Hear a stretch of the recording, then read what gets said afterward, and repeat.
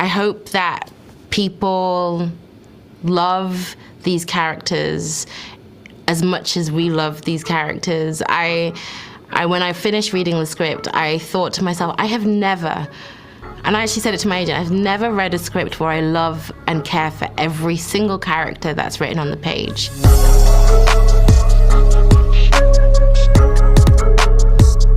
My name is Oakley Jones with Essence Magazine. Wunmi, I'm very excited to speak with you again. You know, I haven't been invested with a film quite like I am with Sinners, and I'm just happy for the world to be able to see the film and be able to speak with you again. Thank you so much. Good to see you again. Likewise. So for my first question, your character Annie, she's described as a spiritual leader and a healer. Can you talk about the role that she plays in the community? She is a spiritualist, a conjure woman, a healer. She is a pillar and center in the community. She owns a little shop with roots and herbs and hoodoos, and then also hoodoo practices, and she also cooks. She is Smoke's other half. She is a part of him in a way that she's his healer and his sanctuary, his place of vulnerability and openness. He can't hide from her, neither can she hide from him. She's a mother, and yeah, she's someone who is deeply rooted in her traditions. She's connected to the motherland. She's connected to the spiritual world. And connected to the community. She's a very powerful person. So I think Sinners has a very unique storyline and unique plot. What drew you to the role of Sinners? Was it the genre-bending nature of the story? Was it Annie's character? Was it Ryan Coogler? Like, what was it for you? I mean, first and foremost, Ryan Coogler, someone who I deeply respect and am inspired by. I just think his artistry is so profound and necessary, and he's a beacon and a keeper of Pan-African culture. I mean, he's a keeper of the culture, and he spotlights us and ours. I feel like the first 7 pages I read were some of the most beautiful writing I had ever read. The scene between Annie and Smoke, that's all I had when I had my first meeting with him. And I just felt this love for the two of them. This, I mean, I had never read something that was so perfectly written, where you understand their history, their grief, their love, their hopes, their fears, why their whys and their why nots, I guess. And I wanted to be a part of that from the moment I read that. And I didn't have the whole script initially. I read that, I met Ryan, I was inspired by him. That meeting, he's so thoughtful, he's so intelligent and so eloquent, and he sees things in a way that I need his eye for me to see it too. In everything that he's done, I've been so grateful for his perspective and his wisdom, because it's taught me something for myself, for my hopes for the future. And so, yeah, when I heard Ryan Coogler, I knew that it was going to be special. And then I knew I wanted to be a part of it. So I was able to see an early cut of the film. And then, as it got cut down, you have a heightened role in what the finished product is now. How much does that excite you? And what do you hope audiences will take from your performance in the film? I just feel like so honored to be in this movie and to have the arc that my character does. Like she's she's an integral part of their understanding and their fight. I hope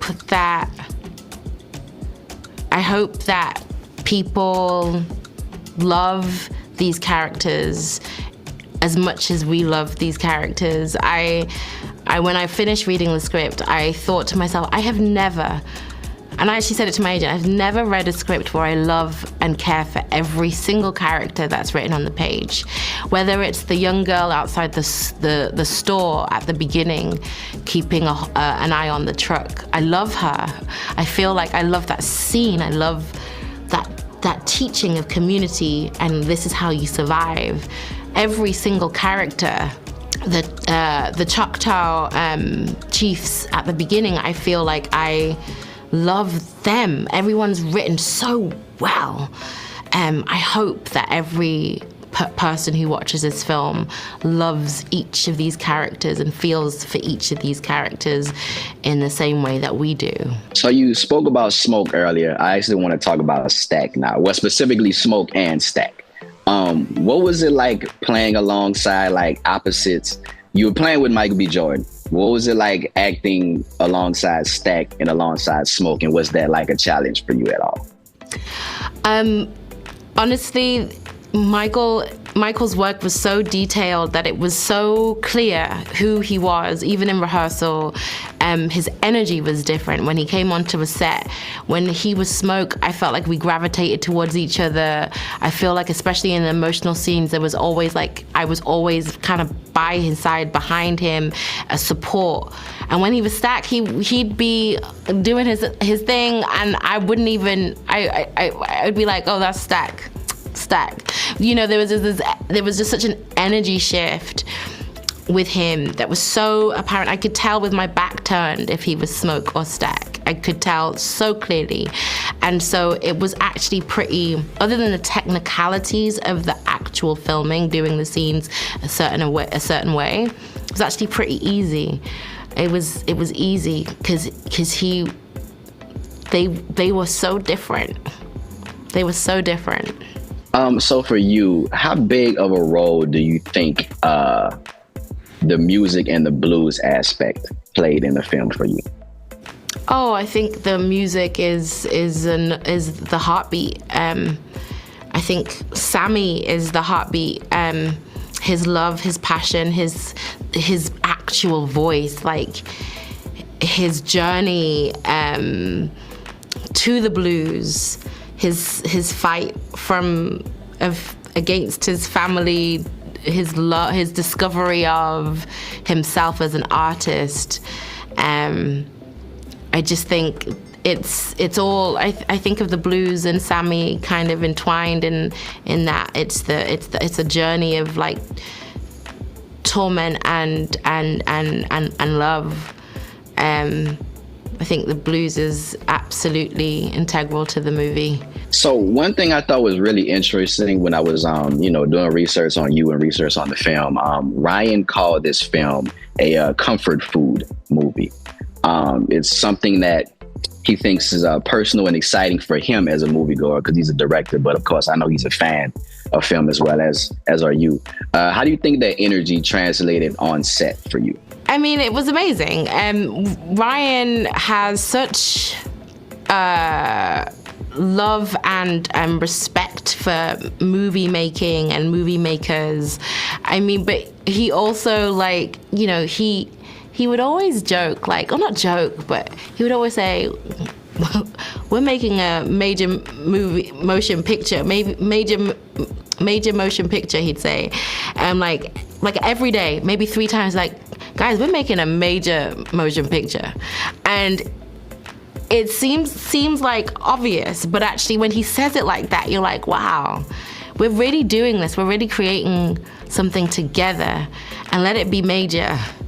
Like, let it be. And so there was always a reverence there. And there was always a reverence from everyone surrounding Ryan of the work that he puts out into the world. So I don't know. The feeling was always respect and enjoyment, and wow, we're really doing it. We're making a piece of like culture. Like, it's a thing. It's going to be part of the culture. And yeah. Well, Wunmi, I appreciate you so much. I always love speaking with you. The film is amazing, and I know the world is going to think the same thing. And you had an amazing performance. I'm really happy. I'm excited for you. Thank you so much. Thank you.